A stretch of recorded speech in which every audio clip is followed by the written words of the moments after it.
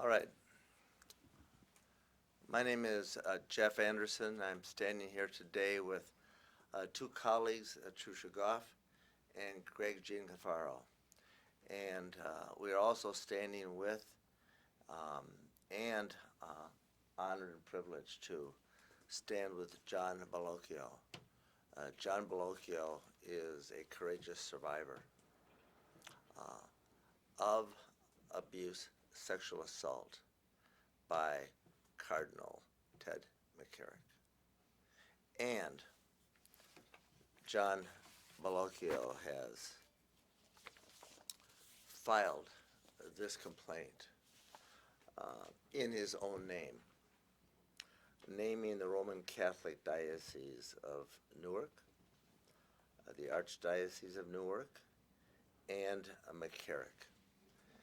And in the complaint, he also names other entities from the diocese to the archdiocese, and implies and explicitly identifies the participation and the complicity of top officials in Rome, most particularly two popes, Francis and Benedict, by their ratification, by their silence, and by their complicity in allowing McCarrick to have been a predator at the top of the Roman Catholic Church in America for so many years.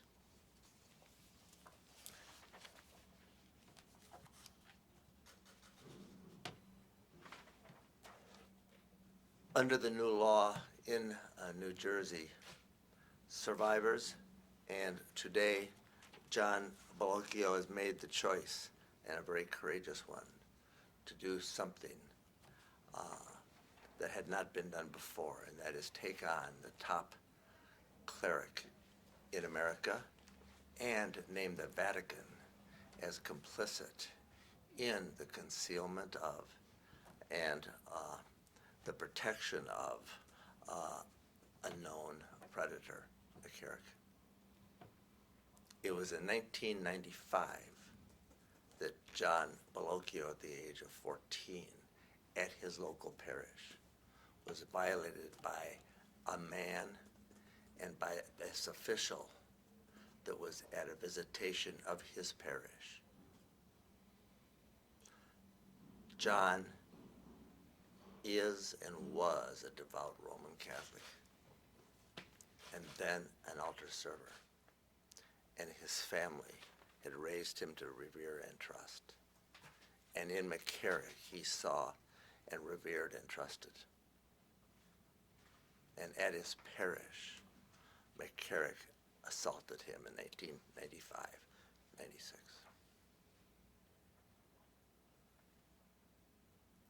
He stands with us today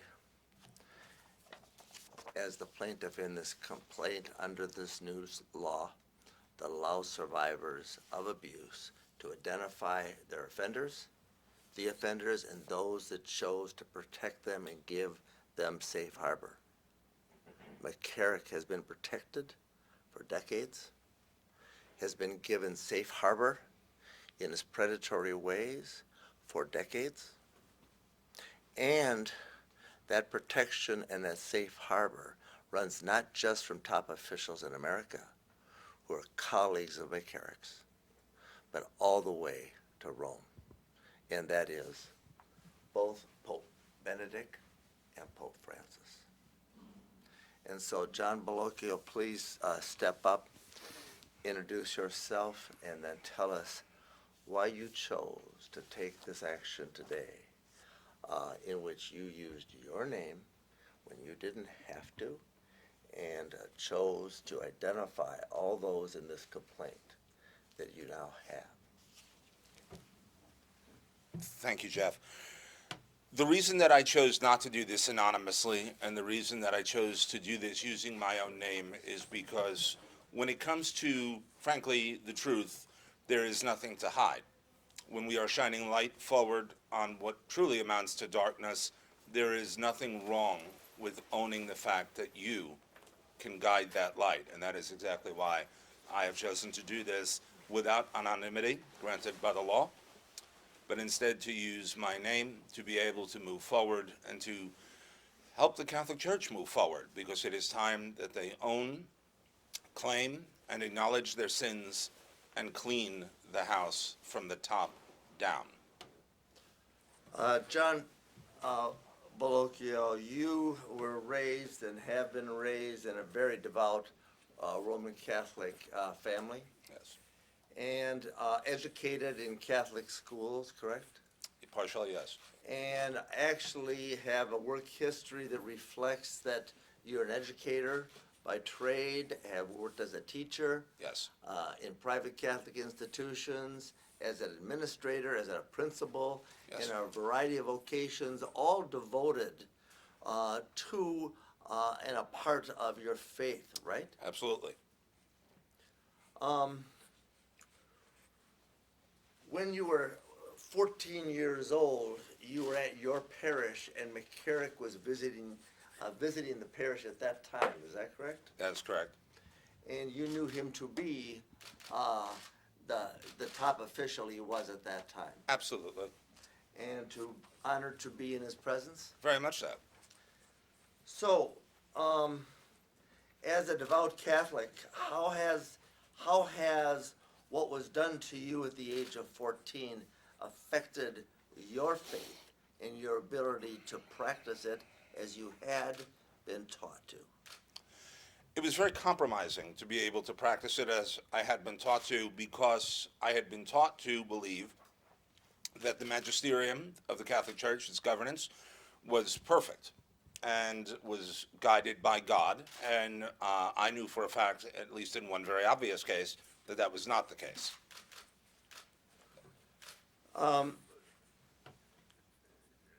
John, by using your name here today, you're aware that a lot of scrutiny thus gets put on you. Sure. You have not been public about what was done to you as a teenager before this moment in time and the filing of this case under the new law in New Jersey that allows survivors to stand up for their truth and hold those accountable, responsible. What is it that you want, having been raised in this church, having worked in this church, having taught in this church, what is it you want to have come about as a result of taking this legal action, naming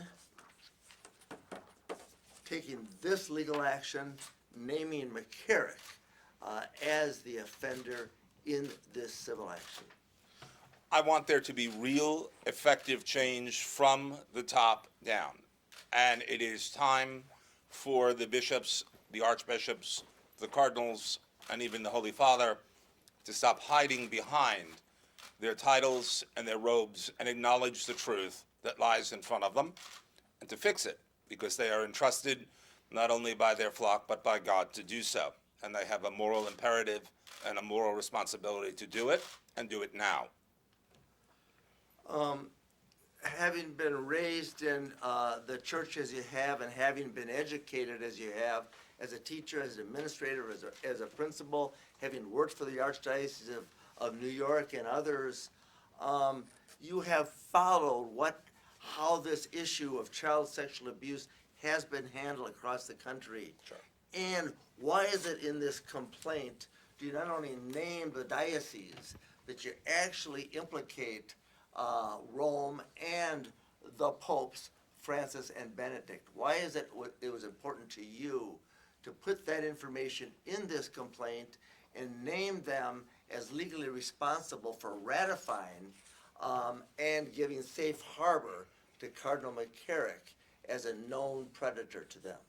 Because he never would have been able to do the things he did. He never would have been able to rise up the ranks the way he did, to have an impact on the worldwide Catholic Church the way he did, without their complicity, without their consent, implied or otherwise. So to paraphrase some words that you shared with me, you want a massive cleanup beginning at the top Yes. and working down from Rome. Yes. A massive cleanup of a massive, what you called, cover-up. Yes. And that's why you chose to use your name when you didn't have to. Yes. And that's why you chose to file this case, naming both the Catholic Diocese and implicating Rome in the dangerous practices being employed. All roads lead there. John Bellocchio, I want to say on behalf of myself and all the kids who may not be hurt because of the action you've taken today, and on behalf of all the survivors who now are given a chance in the state of New Jersey to do something they couldn't before, thank you for leading this and being the courageous survivor that you've become, which makes you now an advocate for your own truth and the truth that needs to be revealed. I know as you stand here today, you appear to be calm, but we also know in talking to you that this has been a source of great anxiety to you for many years, correct? Absolutely. And it's also a fact that you have been treated for and gotten help for anxiety for some time, correct? Over a decade. And it's also true, is it not, that this morning you had some medical issues arising from that anxiety, Absolutely correct. and that you still wanted to be here to stand with us and let us know what you wanted and why you wanted it. Correct. And I want to honor that, and I want to also to get to the hospital, so we're going to make this brief. But I also want to have my colleague, Greg Gianforcaro, address this and share some thoughts with us, Greg. Thank you. Thanks, Jeff, and thank you, John. I've been an attorney in this state for over 30 years. I attended Seton Hall Law School right around the corner, and I've been lobbying and pushing for this bill along with the many survivors for over 17 years.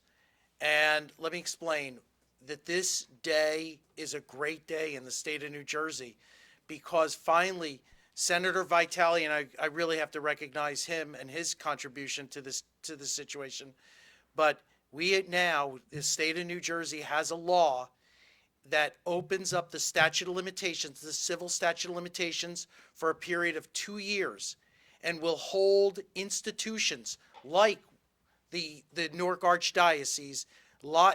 They will be held responsible and held to be accountable for allowing this kind of situation to occur. This is why we're here. It's because of the laws. It's because of what the legislature has done. And I think in response to the allegations that came out about McCarrick.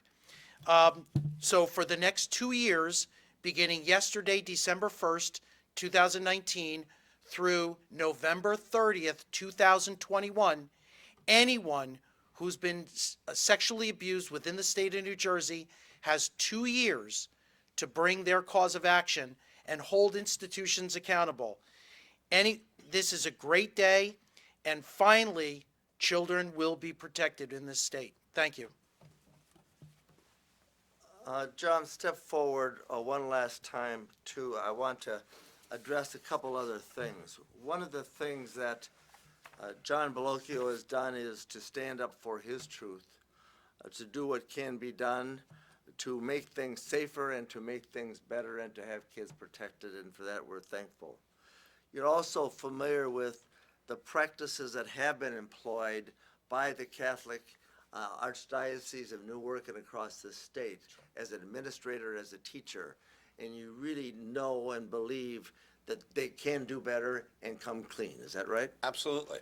And so you've been witness to a lot of those things, and one of the things that our firm did is out of concern for the fact that the Catholic Diocese in New Jersey had not come as clean as we knew they could have, we released some months ago the Anderson report called Sexual Abuse in the Archdiocese and Diocese in New Jersey.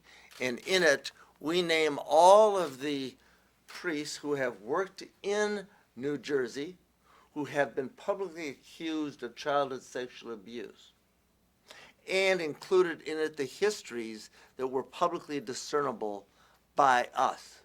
There's also pictures in it. And why did we do that? because we feel that there can't be real change until there is real heat and there is real light, and that means more truth known.